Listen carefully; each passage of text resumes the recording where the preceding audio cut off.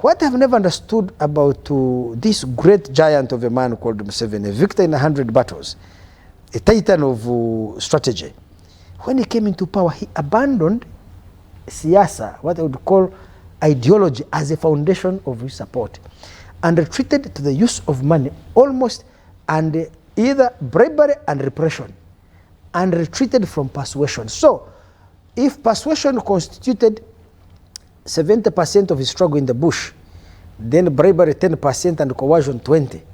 Now he has bribery 70%, coercion 30%, persuasion 10%.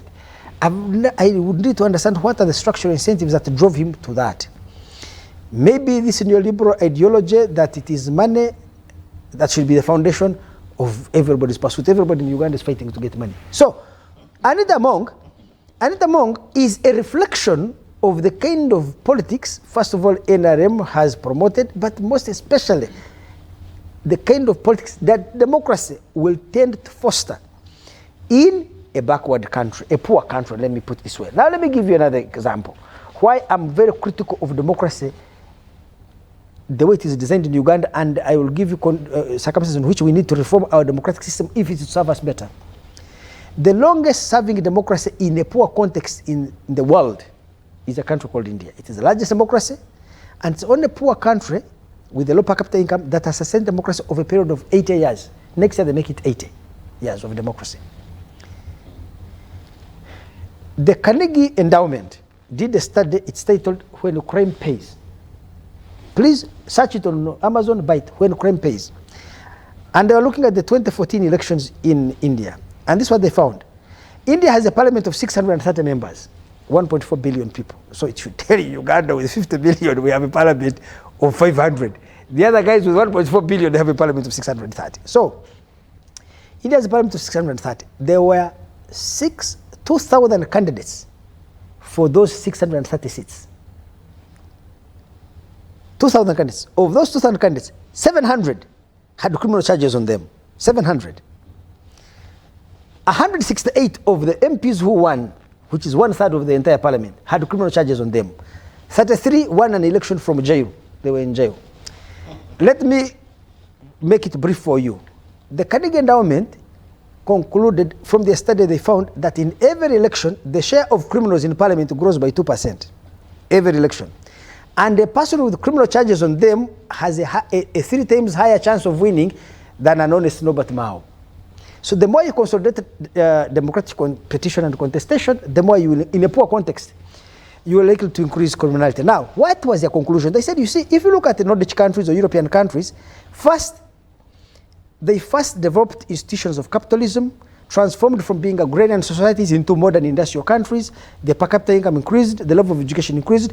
Once they had transformed from backward countries into advanced countries, democracy was instituted on top of strong state institutions, strong political, cultural values and traditions that are embedded in the society. And that is why democracy worked well for them. And they say that this democracy was transplanted onto an entirely different social structure in India, which did not have those deeply entrenched institutions and cultural traditions that can mitigate the effect of electoral competition on politics. And that is why, while democracy in Norway may promote public-spirited individuals, in India it was promoting criminality. When you talk about India, isn't it Uganda? Keep increasing democratic participation and contestation. I've seen it here in the 1990s. These Maos are public-spirited individuals, and they're not into money. There was James Wapaka-Bulo, Vidande Sali, Kirunda Kivedi, Area Kategaya Manyamsha. These were decent men.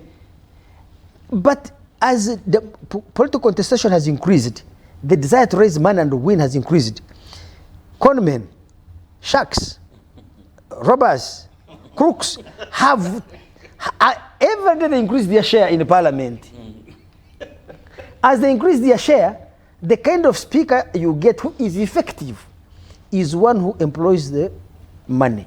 So I feel like Anita Mong is a victim rather than an architect of the problem we are witnessing. You can arrest her, you can do anything, but the question for me is, you need to get a speaker who grabs that money and lubricates NRM's politics, but does not build mansions. So that is form, but not substance. The substance of the existing democratic system of Uganda is that the political system is built on corruption. In fact, corruption is the grease or the fuel that turns the wheels of the democratic politics. And if you sucked it out, the whole thing will come crashing down like a ton of bricks. But you mentioned, first it started with the Honorable Norbert Mao, when he said the person of the speaker becomes the character of the parliament. Both PLU and the NRM have different angles at which they're looking at this. It's politics on one side, it is performance on the other. The two of them in that parliament with the majority, what does that mean? Aren't we waiting to see a clash between two different ideologies? So what I was explaining to you, my great-grandson Timothy, is that what we need is structural change. If we keep the system the way it is right now, we are unlikely to resolve the problem. I tell you, if or both, my grandson or both, let me be your prophet of doom. Should you go to that parliament, there is a man I sat with here called Paul Mwesugwa. I told him they're going to kick him out. So let me also be or both is prophet of doom. You become speaker there, and you don't have the skills to raise money and address the financial problems of every single member of parliament, you will not get the vote. You will not even help the president achieve his goals. So you'll either have to acquire those skills, but I'm happy the president has sustained Thomas Tayebwa because he's skilled at it, he knows it. What Uganda needs to do is, first, we need to liberate the individual MP called Norbert Mao and Omara here from facing the constituency. I believe Uganda needs proportional representation. You find it in South Africa. Welcome to DP. Yes. You find it in South Africa, you find it in Europe, you find it in Rwanda, where political parties contest as parties, not as individuals. Now, the share of votes you get, if you get 50% of the votes as a party, you will have a list from a number. Let me assume the parliament is on 100 members, and the DP got 50% of the vote. It will have a list of 100 people from number 1 to number 100. The first 50 take over the seats in parliament. The Mwenda party got 10% of the vote. It will have a list of 100. The first 10 got seats in parliament because of 10%. Why is that important? It means that none of these people on the list needed to go directly and bribe voters, because voters don't elect individuals, they elect parties. So bribery may not be eliminated, will be minimized. Of course, I have my friends who criticize this system. They say, look, Andrew, who draws up that list? It means that you are shifting power from the general electorate to the party bosses. So bribery will shift from bribing the multitude of voters to bribing a small number of party bosses, party leaders, who draw the list and say, Mwenda should be number 1, Omar should be number 7, Mao should be number 49. You may not get 49% of the vote, in which case that is, in terms of redistribution of income, you have shifted income from a multitude of 20 million Ugandan voters, right? To a small group of maybe hundreds, a few hundred party bosses. So it has a weakness, but that weakness I am willing to suffer it, that cost, if only it reduces the incentive of MPs to sell their properties, raise money. Now, let me come to the second point. So Andrew Mwenda sold his house and went and won an election, and he needs to recover the money. But you're asking Andrew Mwenda to hold public officials to account, yet Andrew Mwenda's interest is to recover his money by actually using his position in PAC, Public Accounts Committee of Parliament, to insist that Mao, who came as permanent secretary of Minister of Defense, and there are reports of the Auditor General showing that he stole money. Andrew Mwenda wants Mao, who has come as a permanent secretary, right? But has issues. Mao's interest is to ensure that his corruption is hidden. So he gives me a bribe on PAC. So the parliamentary oversight committees cannot perform their function in our context, because then they also become part of the layers of corruption. The same applies to PPDA, IGG, this anti-corruption thing at State House. Because if I'm an official of IGG's office and we are going to investigate so and so, assuming that person gives me money, the government salary, they pay me, the bribe may be my salary for the next 4 years. Thank you. What is my choice? So the first thing for me is to create proportional representation, to liberate our democratic process from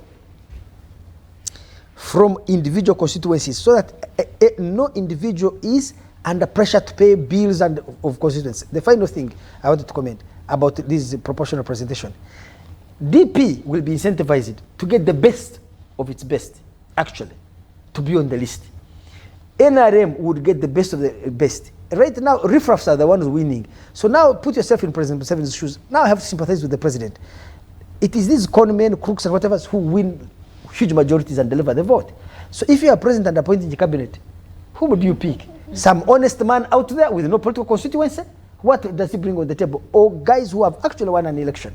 And as we say in India, the increasing share of criminals and the incompetents, this parliament, you go and look at their CVs, it's not a very serious parliament. So the president himself is constrained in the number of people, the pool of people from which he can select high credentialed individuals to lead ministries.